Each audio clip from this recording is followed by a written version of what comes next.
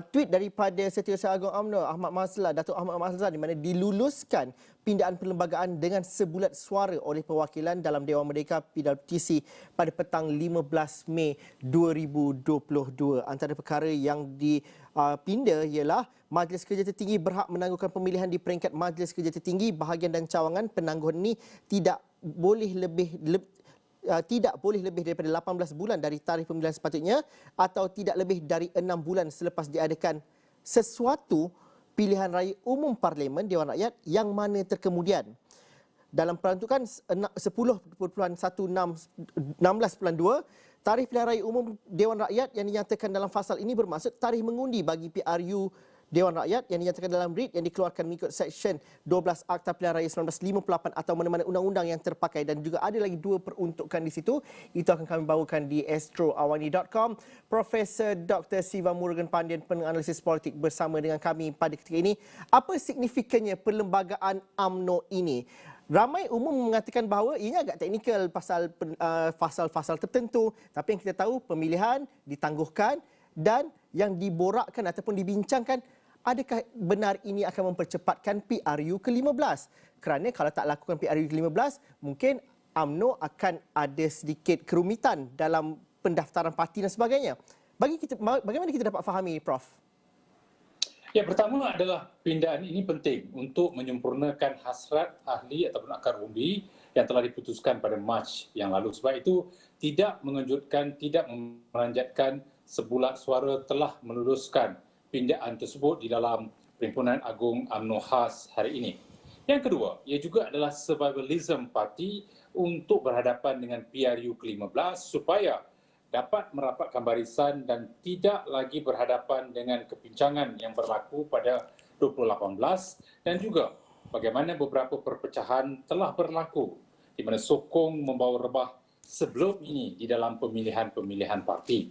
Bermakna sudah pasti ia boleh mempercepatkan tarikh PRU ke-15, apatah lagi itu juga merupakan salah satu elemen yang tersirat di dalam apa yang sudah dipersetujui di dalam Perhimpunan Agung UMNO Mac yang lepas, di mana MOU ataupun persefahaman yang sudah ditandatangani di antara kerajaan dan pembangkang berakhir pada penghujung Julai 2022. Selepas itu dikatakan UMNO, MKT dan juga ahli di peringkat akar umbi tidak bersetuju dilanjutkan. Bermakna sudah pasti akan ada desakan berterusan ianya dipercepatkan, apatah lagi ada pihak yang merasakan bahawa UMNO berada dalam kedudukan yang baik berbanding masa-masa sebelumnya untuk berhadapan dengan PRU ke-15.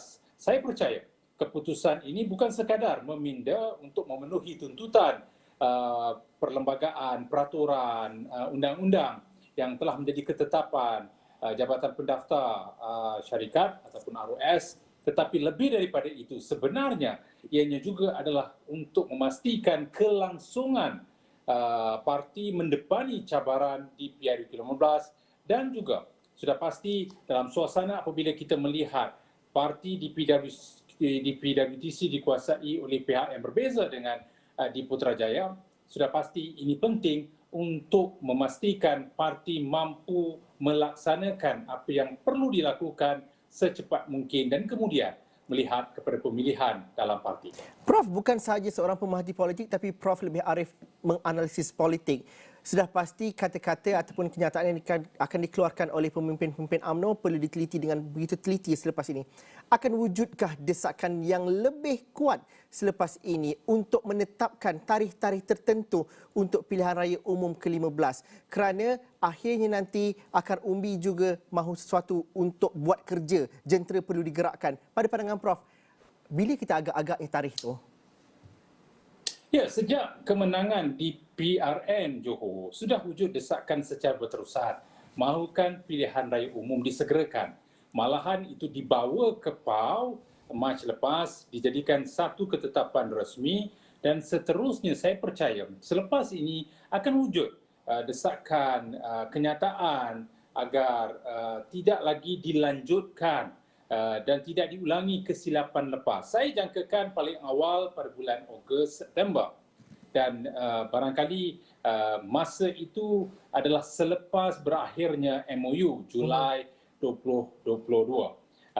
Ialah kita tahu penentuan tarikh pilihan raya umum adalah kuasa mutlak di tangan Perdana Menteri, tetapi perlu mendapat perakuan Istana Yang di-Pertuan Agong. Itu juga harus kita teliti halusi kerana sudah pasti di sini memerlukan satu persetujuan bersama, konsensus, agar ianya tidak mengencap perencanaan dan juga perancangan parti. Bermakna saya melihat sebaik saja selepas PAUHAS ini, jentera-jentera di peringkat cawangan, di peringkat bahagian, negeri, pusat sudah pasti akan dimobilisasi secara sepenuhnya untuk berhadapan dengan PRU ke-15. Walaupun katakan bukan Ogos, bukan September, akan menunggu masa yang lebih lama, katakan Disember.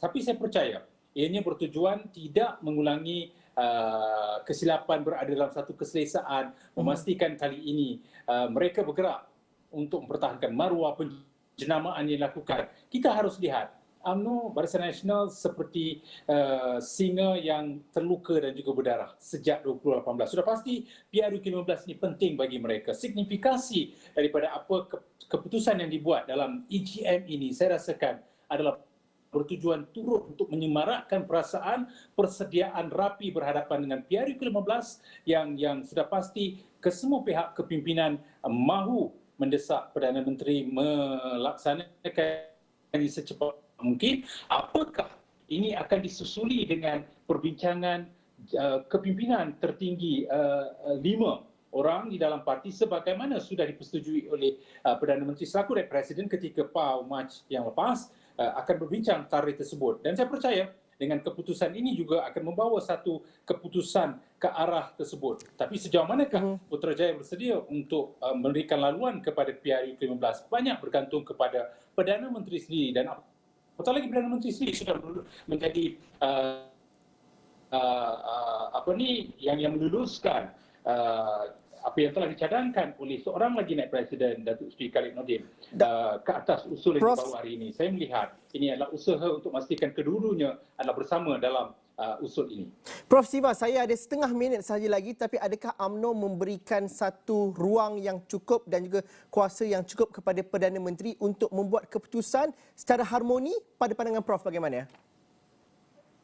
Ya, Perdana Menteri adalah naib Presiden dalam parti, orang parti sudah pasti segala keputusan yang dibuat parti itu barangkali perlu diikuti walaupun mungkin akan ada pandangan berbeza daripada penyokong dan juga beliau sendiri, tetapi akhirnya perakuan adalah ke atas keputusan parti. Saya percaya sebagai seorang orang UMNO bukan sekadar menjadi. Okey. Kita ada masalah terputus talian dengan Prof Siva di situ, tapi masa pun sudah cukup. Prof Siva, terima kasih. Mungkin di slot yang lain saya akan pastikan ada temu janji lagi dengan Prof Siva. Terima kasih Prof Siva kerana sudi bersama kami dalam Buletin Awani pada jam ini.